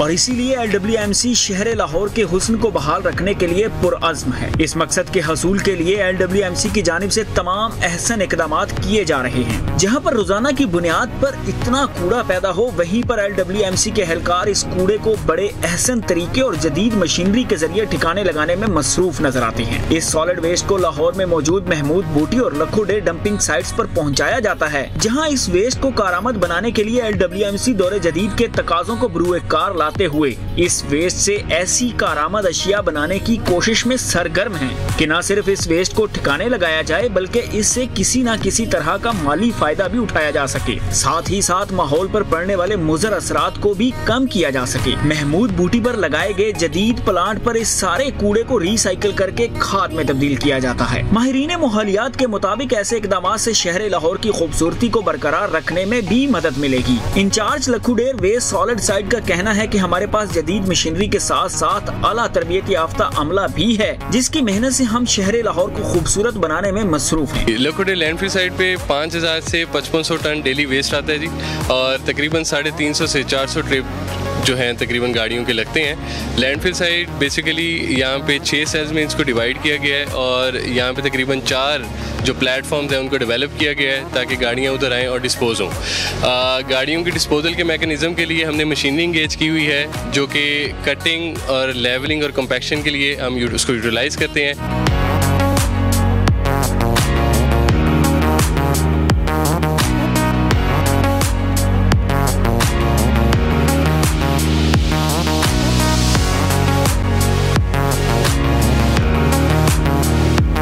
शहर लाहौर को साफ और पुरकशिश बनाने के लिए LWMC ने जदीद टेक्नोलॉजी का इस्तेमाल करते हुए शहरियों के लिए आसानियां पैदा की हैं, ताकि अगर किसी इलाके में सफाई करने वाला अमला ना पहुंचे तो शहरी अपनी शिकायत डिजिटल प्लेटफॉर्म के जरिए LWMC तक पहुंचा सके। शहरी शिकायत के बरवक्त अजाले के लिए LWMC की हेल्पलाइन 1139 और क्लीन लाहौर ऐप का इस्तेमाल करते हुए भी सफाई से मुतालिक शिकायत दर्ज करवा सकते हैं। LWMC के ओहदेदारान का कहना है कि शहर में सफाई सुथराई कायम रखना महकमे के साथ साथ शहरियों की भी जिम्मेदारी है। शहरियों से गुजारिश है कि शहर में सफाई कायम रखने में महकमे के साथ ताउन करें और कूड़ा क्रिकेट जगह जगह फेंकने की बजाय LWMC के नस्ब करदा कूड़े दानों में डालें। महकमा हर सूरत शहरियों को बेहतरीन सहूलियात फराहम करने के लिए कोशा है, मगर महकमे की कारकर्दगी के साथ साथ शहरियों के ताउन की भी अशद जरूरत है। कैमरामैन आतिफ राना के साथ असदुर रहमान ज़िया, न्यू पाकिस्तान।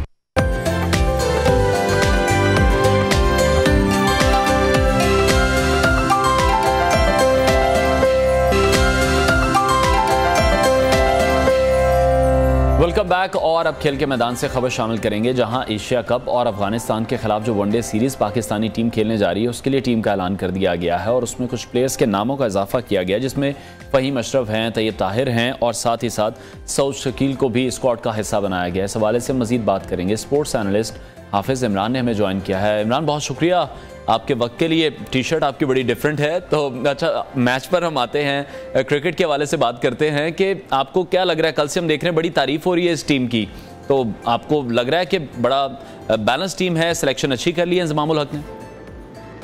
देखिए, इंज़मामुल हक साहब पाकिस्तान के कप्तान रहे हैं और दुनिया के बेहतरीन खिलाड़ियों में उनका शुमार होता था जब वो क्रिकेट खेलते थे जी, और बड़े मजबूत कप्तान थे। वो अपनी बात मनवाया करते थे जब वो कप्तानी करते थे। तो क्रिकेट का उन्हें बड़ा बहुत वसी तजुर्बा है और वो अपनी बात मनवा भी सकते हैं। जहाँ तक ताल्लुक इस चीज़ का है कि उन्होंने जो सिलेक्शन की है, इसमें कोई शक नहीं है कि इस वक्त पाकिस्तान के यही टॉप क्रिकेटर्स हैं जिनको कोई भी सिलेक्शन कमेटी जिनका इंतखाब कर सकती है। हाँ, अलबत्ता ये बात ज़रूर हो रही है कि क्या ज़मान खान को होना चाहिए था या नहीं होना चाहिए था। क्या फ़हीम अशरफ 2 साल के बाद उनकी वापसी अगर हुई है तो कौन सी ऐसी ख़ास कारकर्दगी है जिसका उन्होंने मुजाहरा किया है कि सिलेक्शन कमेटी ने उन्हें 2 साल के बाद मुंतखब किया है पाकिस्तान की वनडे टीम के लिए।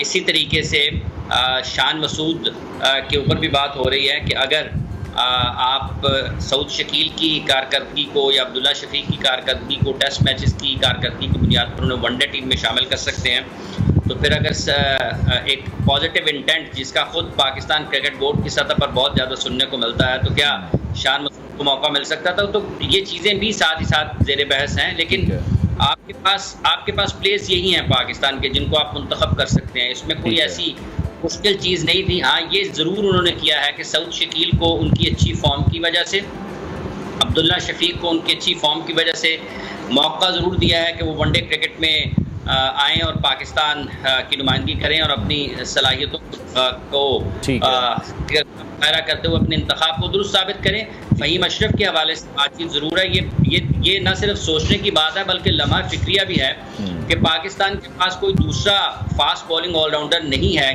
क्योंकि बार बार पाकिस्तान की कोई भी सिलेक्शन कमेटी होती है वो वापस उन्हीं के पास जाती है।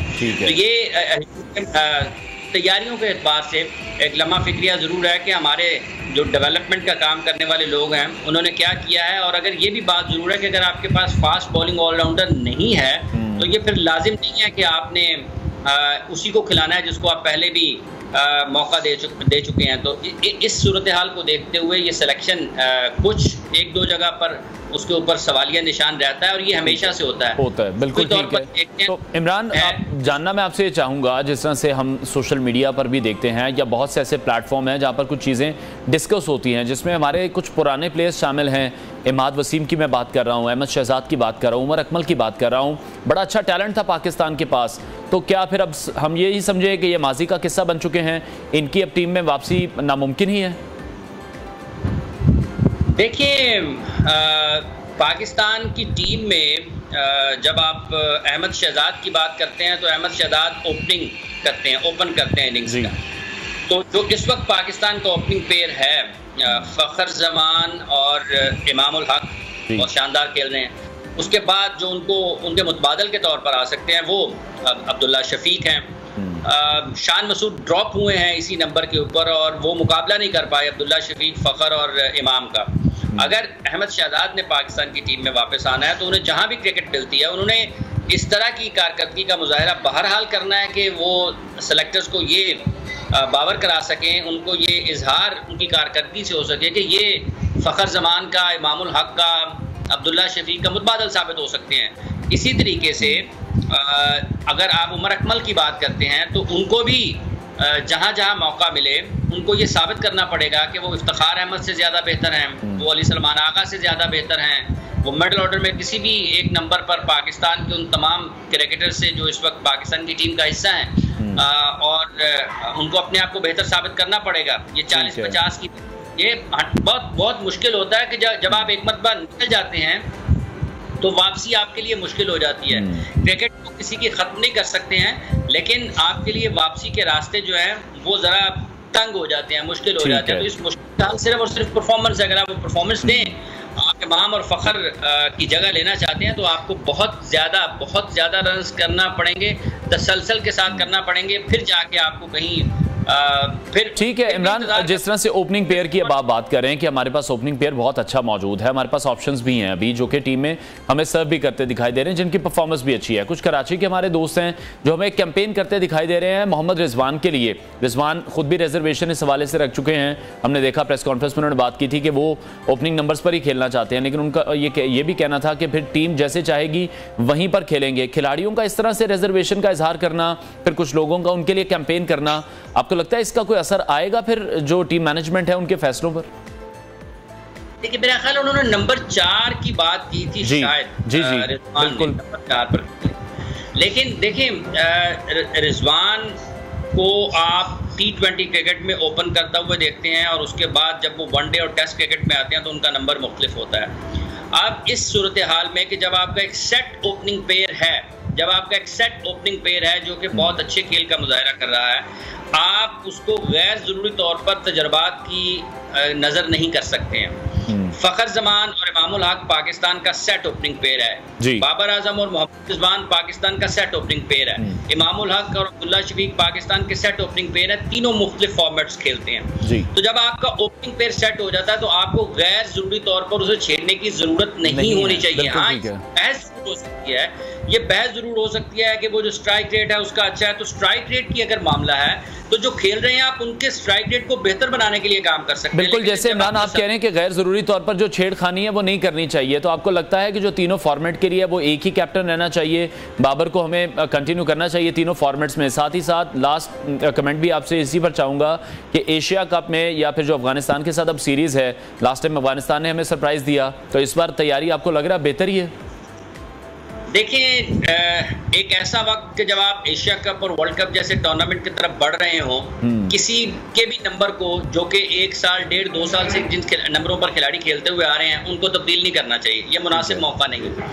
और इसी तरीके से बिल्कुल ये वक्त कप्तानी पर बात करने का भी नहीं है कि किसको होना चाहिए किसको नहीं होना चाहिए। इस वक्त वही कप्तान है जो पाकिस्तान का कप्तान है, जो पाकिस्तान की कप्तानी करते हुआ रहा है, ये बहस ही नहीं होनी चाहिए। हाँ, जो करते हैं ठीक है, उनको कर देने, लेकिन आपको जो जिस चीज को आगे लेके जाना है वो ये है कि बाबर आजम पाकिस्तान के कप्तान हैं, एशिया कप और वर्ल्ड कप तक तो उन्होंने पाकिस्तान की कप्तानी करनी है, इस वक्त तब्दीली की कोई जरूरत नहीं है। और जहां तक इस चीज का ताल्लुक है कि जब आप ये बात करते हैं कि पाकिस्तान को क्या अफगानिस्तान के खिलाफ मुश्किलात का सामना करना पड़ सकता है, आप अफगानिस्तान को एक कमजोर टीम तो नहीं कह सकते हैं, लेकिन 20 ओवर 50 ओवर की क्रिकेट में एक फर्क जरूर आता है, जो कि आपको टेम्परामेंट, उसमें मुख्तलिफ टेम्परामेंट की जरूरत होती है, लेकिन ये नहीं कहा जा सकता है कि अफगानिस्तान हल्की। ठीक है, बहुत शुक्रिया स्पोर्ट्स एनालिस्ट हाफिज इमरान हमारे साथ इन कॉन्वर्सेशन हैं। ब्रेक के बाद आपको दोबारा ज्वाइन करें।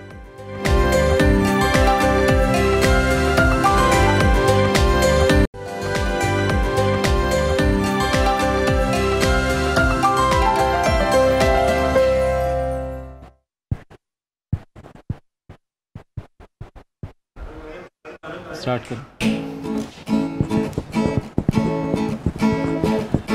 वारेंगे तुम पे जान अपनी हम, आने देंगे ना तुझ पे आँच, इस मिट्टी के बंदे हैं हम, इस मिट्टी से अपनी शान गवाह रहना, ओ गवाह रहना, गवाह रहना, गवाह रहना। वतन की मिट्टी अजीम है तू, अजीम तर हम बना रहे हैं, गवाह रहना, ओ गवाह रहना, गवाह रहना, गवाह रहना। वतन की मिट्टी गवाह रहना, गवाह रहना।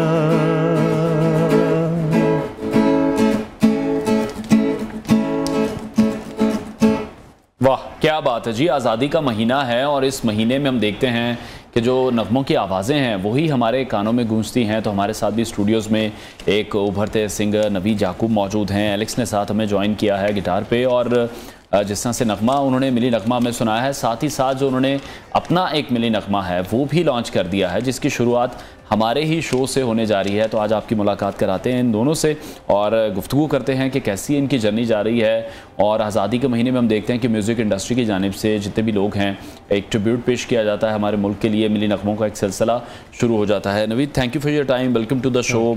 How is the journey going? और हर 14 अगस्त पे हम देखते हैं कि तमाम ही जितने सिंगर्स हैं कुछ कवर गाते हैं या अपने नए मिली नगमे आते हैं, आपका भी नया गाना आ रहा है?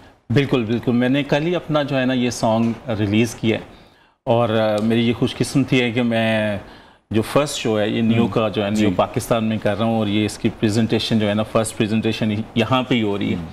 और नो डाउट कि 14 अगस्त पे हम लोग एक नया जोश और वलवला होता है। बिल्कुल। और हर बंदा जो है ना अपने डिफरेंट अंदाज से जो है ना ट्रिब्यूट पेश कर रहा होता है पाकिस्तान के लिए। तो इस दफ़ा मुझे फिर मौका मिला कि मैं जो है ना 14 अगस्त के लिए एक सॉन्ग करूं, तो वो मैंने किया। ठीक है, आई थिंक होना भी चाहिए। जिस तरह से हम लोग अपनी भी बर्थडे सेलिब्रेट करते हैं तो अपने मुल्क की जो सालगिरह है उसको भी बड़े अच्छे तरीके से सेलिब्रेट करना चाहिए। जिस तरह से पूरे शहर को सजाया जाता है, हम अपने घरों को भी सजाते हैं, और हर चैनल पर या हर प्लेटफॉर्म पर सोशल मीडिया पर भी हम देखते हैं कि वो जो नगमे हैं वो चल रहे होते हैं, बच्चे बड़े खुश होते हैं। बिल्कुल ऐसी है, बिल्कुल ऐसी है। मुझे तो अपना बचपन याद आ जाता है कि मैं बड़ा पैशनेट होता था अपने घर के छत के ऊपर जो है ना झंडियाँ लगानी, झंडे लगाने, ठीक है। और अब तो खैर ज़ाहिर बड़े हो गए, तो अब वो उस तरह से ज़ाहिर लाइफ बिजी हो गई है, बच्चे वो जिम्मेदारी ले लेते हैं। बिल्कुल, अब वो बच्चे जो है ना वो सारी चीज़ें कर रहे होते हैं, और अब बल्कि डिफरेंट अंदाज से जो है ना बच्चे उस चीज़ को सेलिब्रेट कर रहे होते हैं, और हम उनको कह भी रहे होते हैं। म्यूज़िक का जो आपका करियर है वो कैसा जा रहा है आने वाले दिनों में, क्या नेक्स्ट प्लान्स हैं? बेसिकली मैं जो है म्यूज़िक में तो खैर बचपन से हूँ, लेकिन मैं कुछ ना कुछ करता रहता हूँ म्यूज़िक के अंदर, कुछ ना कुछ डिफरेंट करता हूँ। जैसे हमेशा मुझे ये होता है कि जो हमारे जो डेज हैं जिनको हम सेलिब्रेट करें, जैसे मदर्स डे, फादर्स डे, तो मैं उनके ऊपर डेफिनेटली कोई ना कोई सॉन्ग जो है ना कर रहा होता हूँ। ठीक है। और इसी तरह से जैसे 14 अगस्त की सेलिब्रेशन का दिन है तो इस पर भी मैंने किया। और जितने भी दिन आप बता रहे हैं ये वैसे तो पाकिस्तान में उस तरह से नहीं मनाए जाते थे, लेकिन अब शुरू हो गया, तो मोस्ट इग्नोर्ड डेज थे क्योंकि यहाँ पे कॉन्सेप्ट ही नहीं था। नहीं, मैं आपको बताऊँ, मदर्स डे जो है वो जब मैंने सबसे पहले ये सॉन्ग किया तो मेरी लाइफ में थोड़ा सा उसके हवाले से चेंज आया। जब मैंने मदर्स डे सॉन्ग किया तो उस वक्त मैंने बहुत सारे चैनल्स पे मुझे इनविटेशन मिला परफॉर्म करने के लिए, तो that was my one of the best song. ठीक है, ठीक है, तो ठीक है, तो गाना सुनते हैं जो कि आज हमारे चैनल के थ्रू आप लॉन्च भी करने जा रहे हैं। श्योर जी।